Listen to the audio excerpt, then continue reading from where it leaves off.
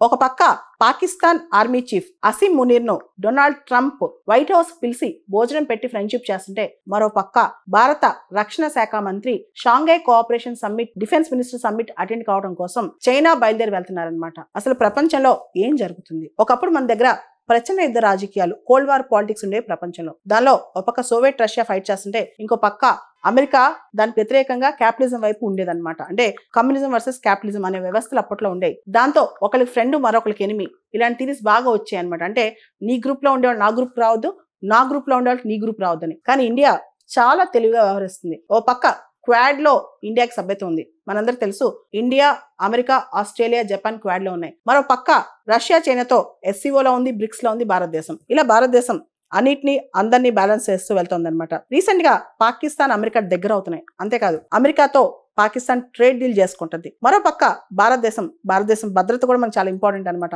మనం SCO లో సభ్య దేశంగా ఉన్నాం. SCO లో Russia, China, Tajikistan, Uzbekistan, Kyrgyzstan, Kazakhstan, Bharat, Pakistan, Iran, Belarus సభ్య దేశాలుగా ఉన్నాయి.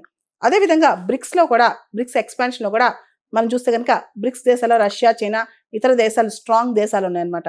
ఇండియా ఇప్పుడు బ్రిక్స్ కి మరియు SCOకి దగ్గరగా వెళ్తుంది. వచ్చే నెలలో బ్రిక్స్ సదస్సు బ్రెజిల్లో జరగబోతుంది. దానికి ప్రైమ్ మినిస్టర్ మోడీ గారు వ్యక్తిగతంగా వెళ్ళనున్నట్టు తెలుస్తుంది అనమాట.